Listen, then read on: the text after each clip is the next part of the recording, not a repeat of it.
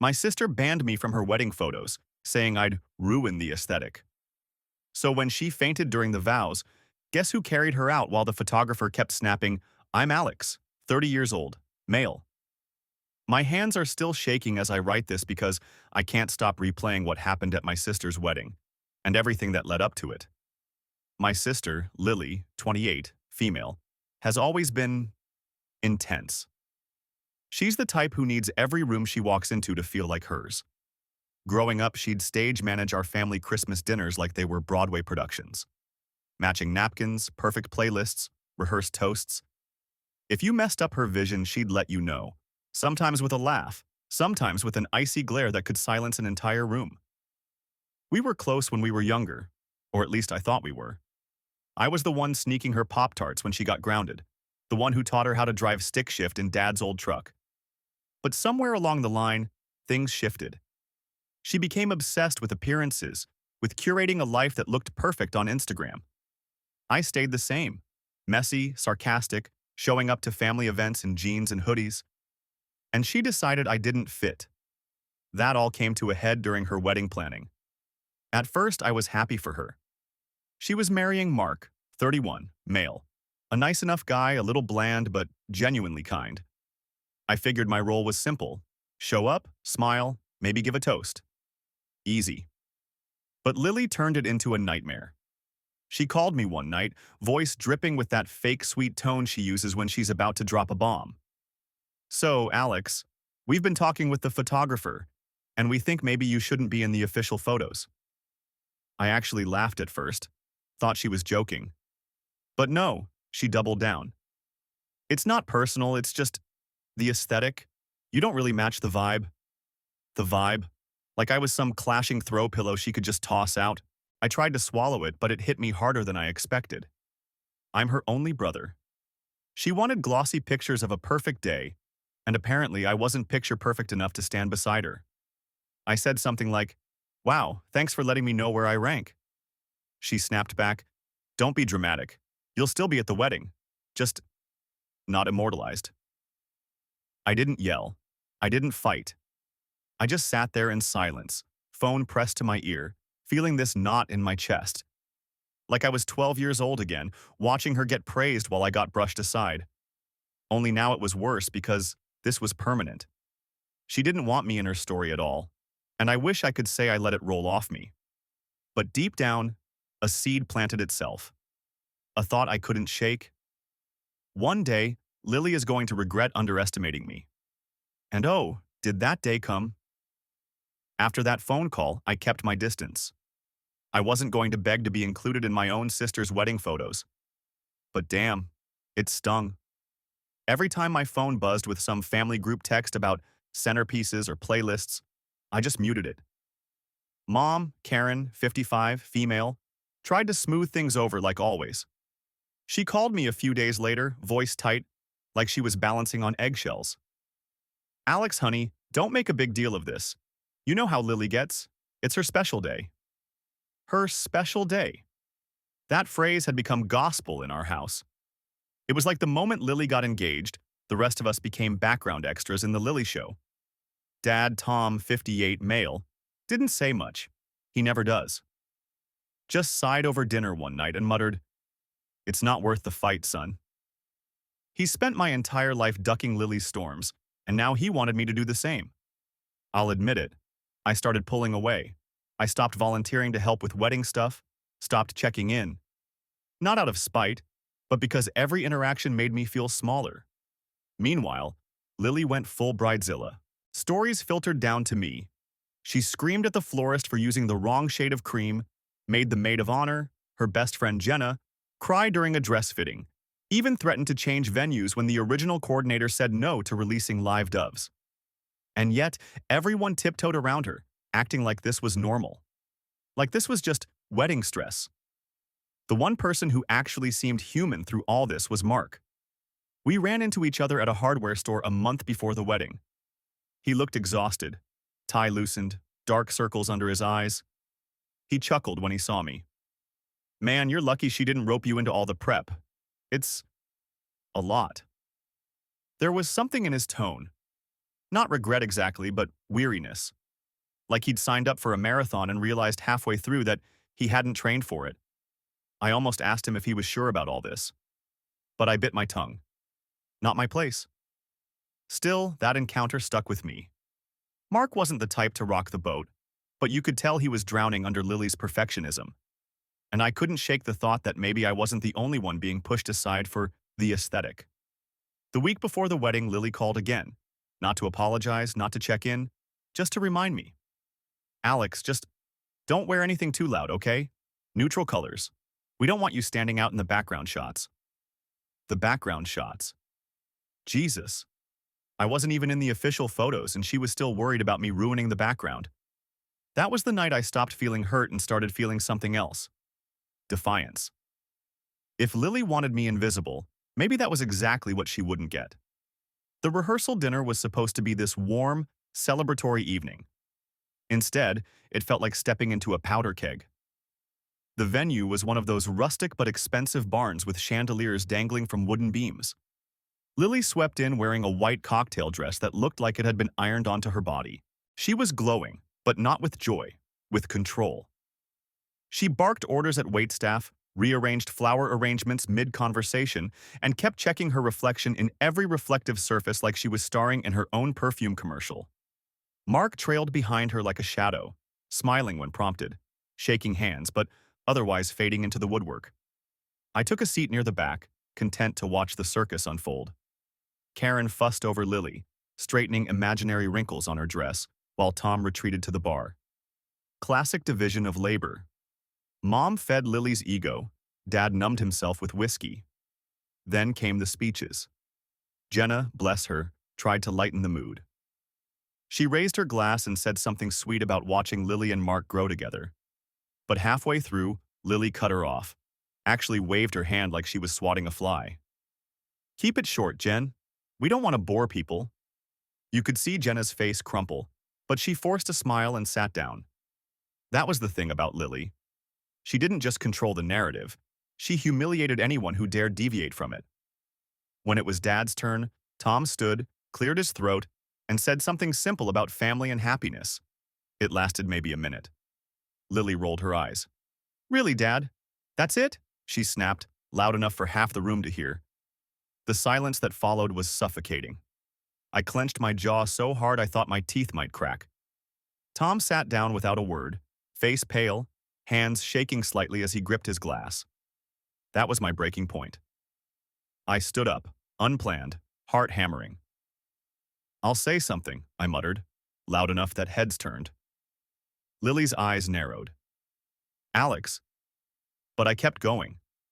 I wasn't eloquent, wasn't polished. I just spoke. Look, I know weddings are supposed to be about beauty and perfection and all that, but honestly, what makes them matter is the people. The messy, imperfect people who show up anyway because they love you, even when you make it hard. The words hung in the air like smoke. A few people chuckled nervously. Karen shot me a look like she wanted to drag me off stage with a hook. Lily's lips curled into a smile so fake it could have been plastic. Thank you, Alex, she said, voice sharp as glass. Always the philosopher. Dinner carried on, but the mood never recovered. You could feel it. A shift, a crack in Lily's grip. She'd wanted a seamless rehearsal, but instead, everyone saw the jagged edges. Later, as guests trickled out, Mark caught me by the arm. His smile was tired but genuine. Thanks, he said quietly. Somebody had to say it. And that's when it hit me. I wasn't the only one suffocating under Lily's obsession with appearances. But unlike Mark, I wasn't bound to her by vows. Which meant when things exploded, and I knew they would, I'd be free to act. The morning of the wedding felt like walking into a pressure cooker. I showed up at the venue around 10, dressed in my neutral suit per Lily's orders. Nothing flashy, charcoal gray, plain tie, polished shoes. The kind of outfit that makes you blend into wallpaper.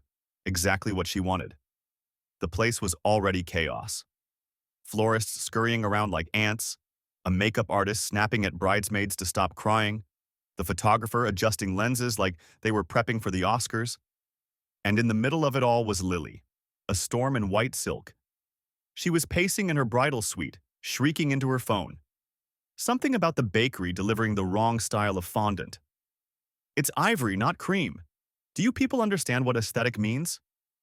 Karen hovered nearby, soothing her like a zookeeper trying to calm an enraged tiger. Tom sat in the corner, thumbing through his phone like he was anywhere else but here. When Lily spotted me, her eyes flicked over my suit like she was scanning for contraband.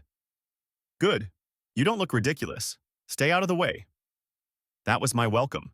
I leaned against the doorway, watching as she berated Jenna for not holding her bouquet properly. Jenna's eyes were red-rimmed from crying. One bridesmaid whispered something under her breath and Lily snapped, "If you don't want to be here, leave." The room went dead silent. Meanwhile, Mark was nowhere to be found. I finally spotted him outside by the catering truck, sleeves rolled up, helping unload cases of champagne. The groom of the hour, sweating it out with delivery guys. "Shouldn't you be inside?" I asked when I walked up. He laughed, but it sounded hollow. "Inside is a war zone. Out here at least I can breathe." For a second he looked like he might say more. Something heavy. But then one of the caterers called for help and he went back to lifting boxes. By noon, the guests started arriving. Everything was staged perfectly. Rows of white chairs, a floral arch that probably cost more than my car, a string quartet playing softly in the background. On the surface, it looked like a fairy tale. But underneath, you could feel the tension thrumming. Everyone whispered about Lily's meltdowns that morning. The bridesmaids looked shell-shocked. Even Karen had dark smudges under her eyes. When the ceremony finally began, Lily appeared at the end of the aisle like a goddess descending from Olympus. She'd pulled it together, makeup flawless, smile radiant, bouquet clutched tight. You'd never guess she'd been screaming at people less than an hour earlier. But I was watching closely. The way her chest rose and fell too fast, the twitch in her jaw when the photographer stepped slightly out of position. She wasn't glowing. She was burning herself alive trying to keep control. And I swear, in that moment, I just knew. Something was going to give. The vows started. Mark's voice trembled, but he got through his part, eyes locked on her. Then it was Lily's turn. She opened her mouth and swayed. Her bouquet slipped from her fingers. Her knees buckled. Gasps rippled through the crowd as she collapsed onto the aisle runner, silk pooling around her like spilled milk. For a second, nobody moved. Everyone just stared, frozen. And then something inside me clicked. I ran forward. Update. Holy hell, I did not expect my first post to blow up like that. I've spent the last 24 hours half reading comments, half pacing my apartment like a lunatic. Y'all had me laughing, crying, and questioning my sanity at 3 a.m. First off, yeah, Lily fainted during the vows. Full-on collapse, bridal gown crumpled in the middle of the aisle. And guess who scooped her up? Me. The guy banned from her photos because I'd ruined the aesthetic. Some of you joked about carrying her out like a knight in shining armor. Well, that's literally what happened. I didn't think, I just moved. Picked her up bridal style while the photographer kept clicking like it was part of the damn choreography. Her veil was slipping off, she was pale as a ghost, and people were whispering, "Is this part of the ceremony?" Mark froze. Karen shrieked. Tom just stood there, useless as always. So it was me, the unphotogenic brother, hauling her outside for air while the most expensive photographer in town captured every humiliating second. And let me tell you, those photos are chef's kiss. Me sweating through my suit, carrying Lily like a sack of flour, her bouquet lying abandoned in the dirt. I've seen some of the proofs already because the photographer thought I'd want to cherish the moment. Cherish? Dude, I look like I'm rescuing a hostage. Anyway, Lily came to after a few minutes. EMTs checked her out. Low blood sugar, dehydration, stress. Basically, her own obsession with perfection literally knocked her out. Here's where it gets messy, because instead of being grateful, she blamed me. Said I made a scene and ruined the ceremony by carrying her out instead of waiting for someone official to handle it. Like what? Should I have let her faceplant into the altar for the aesthetic? Comments on my original post had me cackling. Some of you said I should have dropped her in the fountain out back. Others said I was too nice and should have walked straight out with her and left the rest of them scrambling.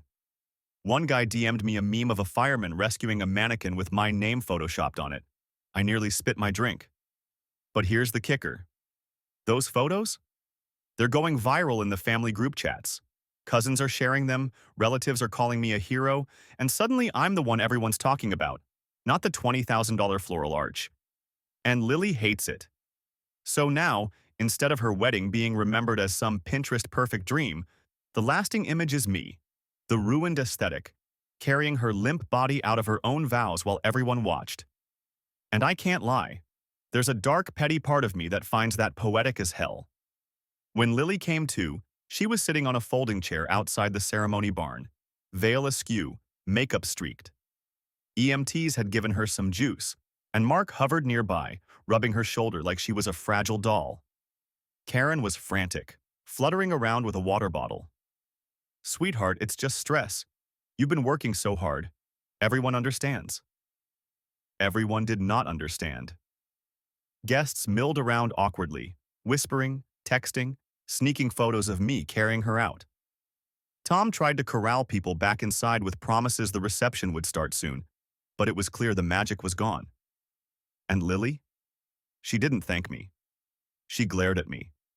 Her voice was hoarse but sharp. "You couldn't just let the groomsmen handle it? You had to make a spectacle?" A spectacle.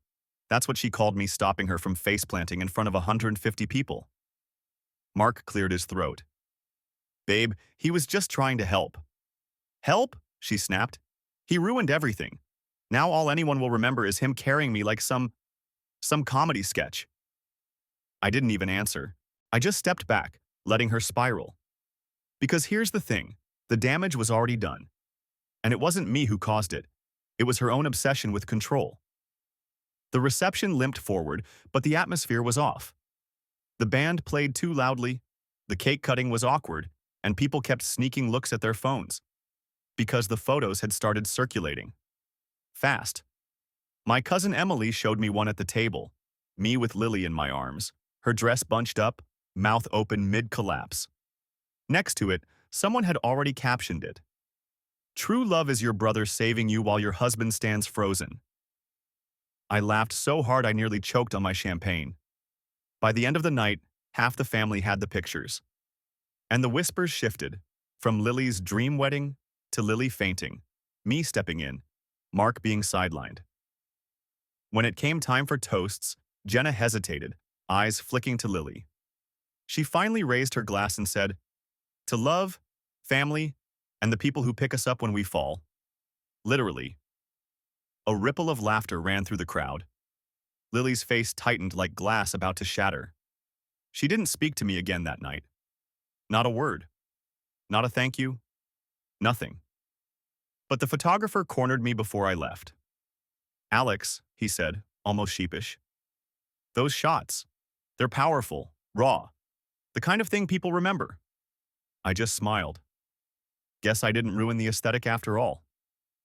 And that's when the revenge seed sprouted in my head. Because if Lily wanted a picture-perfect wedding where I didn't exist, then maybe the only thing she'd be remembered for was the very thing she tried to erase. Me. The morning after the wedding, my phone was already blowing up. Texts, tags, screenshots. Those photos had spread like wildfire overnight. Cousins posted them on Facebook. Jenna uploaded one to Instagram with the caption, "Brothers step up where grooms hesitate." And it took off. I wasn't even trying at first. The internet just did what it does. People love chaos wrapped in a pretty bow. But the petty part of me? Oh, I leaned in. When a distant relative messaged me, "Alex, you were the real MVP of that wedding," I didn't downplay it. I replied, "Well, I wasn't supposed to be in the pictures, but I guess fate had other plans." Screenshot. Share. Rinse. Repeat. By noon, my coworkers were texting me memes. Someone had photoshopped me carrying Lily through burning buildings. Another had stuck her into the Titanic scene with me as Jack. I laughed until my stomach hurt. But Lily? She was losing it. She called me that evening, her voice sharp enough to cut glass. "You're enjoying this, aren't you? You're making me a joke." I leaned back on my couch, smiling into the phone. "Lily, I didn't post those photos. People just liked them." Liked them? She screeched. They're mocking me. They're mocking my wedding. Do you have any idea how humiliating this is? I stayed calm.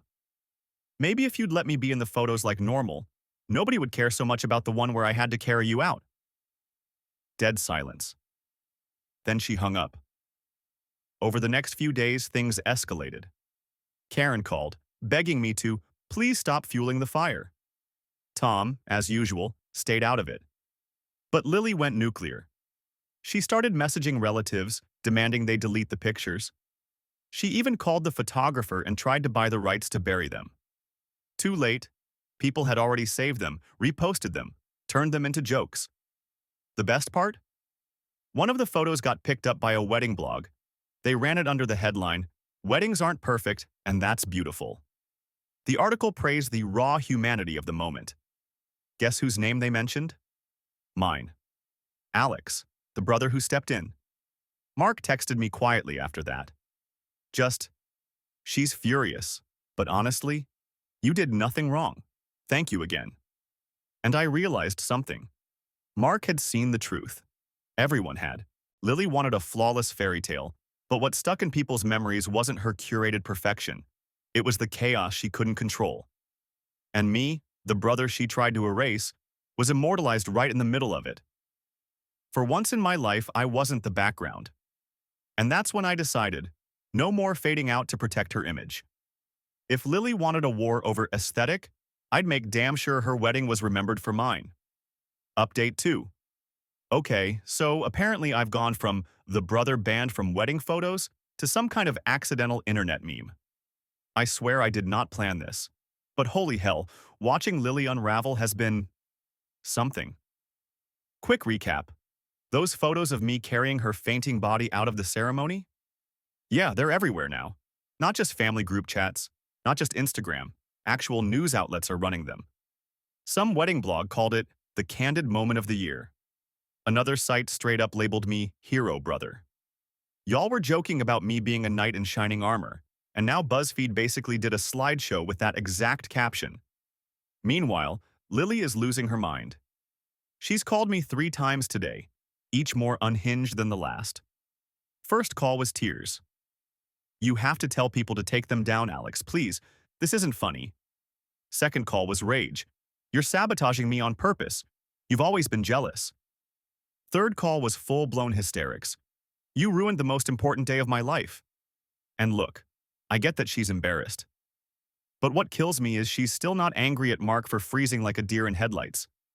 She's not mad at herself for running on caffeine and obsession until her body gave out.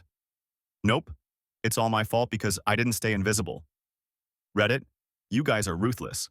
One comment that made me spit out my coffee. If she wanted an aesthetic, she got one. Victorian fainting damsel rescued by scruffy commoner. Another, she tried to crop you out, but fate crowbusted her real quick. Someone even DM'd me a Photoshop of me carrying her across the finish line of the Boston Marathon. I can't keep up. But here's the kicker. My revenge is basically self-sustaining now. I don't have to post a thing. Every time Lily tries to scrub the photos, people re-upload them. The harder she fights, the faster they spread. It's like the internet has decided her wedding isn't about the $10,000 cake or the floral arch. It's about me hauling her limp body out like a fire drill. And honestly, I'm not even mad.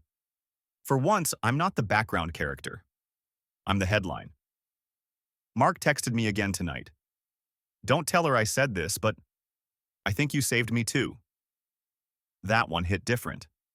So yeah, I guess my ruined aesthetic became the only thing anyone remembers about Lily's wedding. And I can't lie. There's a satisfaction in that I'll be chewing on for years. By the end of the week, Lily wasn't just spiraling, she was detonating. She showed up at my apartment unannounced, pounding on the door so hard the neighbors peeked out. I opened it, and there she was, hair wild, sunglasses crooked, clutching a crumpled wedding magazine like it was a weapon. "You think this is funny?" she hissed, shoving the magazine into my chest. The cover had one of the photos plastered across it, me carrying her out, headline screaming, "The real hero of the wedding." I almost laughed. Almost. But her hands were shaking, and her lipstick was smeared like she'd been crying in the car. "Lily," I said carefully, "I didn't put that there. The world doesn't revolve around you. Well, except now it kinda does. She shoved past me into the living room, knocking over a stack of mail. You've ruined everything. Do you know how humiliating this is? My wedding, Alex. My wedding! And everyone's talking about you. I tried to keep calm. Maybe if you hadn't banned me from the photos, nobody would care this much. You did this to yourself. Her face twisted. She grabbed a framed picture off my bookshelf, me and Dad at a baseball game, and hurled it against the wall. Glass shattered, raining down like sharp confetti. That was it. Get out, Lily. My voice came out low, steady. But she wasn't listening. She was pacing, ranting, voice rising to a scream. You've always hated me. You've always been jealous. And now you finally got what you wanted. You made me a joke. Everyone's laughing at me. Even Mark, don't you think I don't see it? He looks at you like you're the man he should have married instead. That one stopped me cold. It wasn't just rage anymore, it was paranoia. She was unraveling right in front of me. I stepped forward, pointing to the door. Leave, now. But Lily, being Lily, had to make a scene. She grabbed the stack of printed photo proofs the photographer had mailed me, proofs he'd sent because he thought I'd appreciate having them. She ripped them in half, scattering shreds across my living room floor like confetti. I didn't stop her. I just stood there, arms crossed, watching. Because here's the thing. She thought destroying my copies would erase the story. But those photos were everywhere now. Online, printed, shared, immortalized. Her destruction was meaningless, and I think she knew it. Finally, Karen showed up, red-faced, dragging Lily out by the arm while apologizing over and over. Tom just stood by the car, staring at the ground like always. When the door finally closed behind them, I looked around at the mess, shattered glass, torn photos, the echo of her screaming still vibrating in the air. And instead of anger, all I felt was a strange, quiet triumph. Because for the first time in my life, Lily couldn't control the narrative. A month later, the dust hadn't settled. It had hardened into concrete. Everywhere I went, people brought it up. Grocery store clerk, old high school friends sliding into my DMs, even my boss at work. Hey, you're the guy from that wedding, right? The one who carried his sister out? Man, that was something. I wasn't just Alex anymore. I was the brother who saved the bride. Meanwhile, Lily couldn't escape it. The photos were on wedding blogs, Pinterest boards, even TikTok edits with dramatic music layered over my big rescue. People tagged her Instagram nonstop. Comments flooded her posts. Where's your brother, the real hero? She tried turning off comments, deleting accounts, but it didn't matter. Screenshots live forever. The final nail came when one of her bridesmaids, Jenna, bless her backbone, made a sly post of her own. A shot of the groomsman awkwardly frozen during the fainting scene, captioned, "Sometimes it's not the groom who catches you." That one went nuclear. Mark reached out again, this time for coffee. He looked drained, older somehow, but also lighter. I need to be honest, he said, staring into his cup. That day, it showed me who Lily really is. I'd been ignoring it for years. But the way she blamed you instead of thanking you, the way she tore into everyone, I don't know if I can keep doing this. I didn't tell him what to do. Wasn't my place. But I think he already knew his marriage was over before it began. As for my parents, Karen kept pushing me to make peace. Tom stayed silent. But peace wasn't mine to give anymore. Lily had made her choices and now she was living with them. The irony? The very thing she feared, me ruining the aesthetic, was what made her wedding unforgettable. She wanted a curated fairy tale, but the story people will tell for years is of the controlling bride who fainted, and her brother, the one she tried to erase, carrying her out while the cameras rolled. Sometimes revenge doesn't need a plan. Sometimes you just let people destroy themselves, and you stand there when the dust clears, holding the proof. The last time I saw Lily was at Karen's house, a strained Sunday dinner. She barely looked at me. When she finally spoke, it was quiet, bitter. You'll never understand what you cost me. I smiled, slow and sharp. No, Lily. I think I gave you exactly what you asked for. a memory no one can forget. Her fork clattered against her plate. Karen gasped. Tom closed his eyes like he was bracing for an earthquake. And me? I just sat back, satisfied. Because for once in my life, I wasn't the shadow in her perfect picture. I was the headline,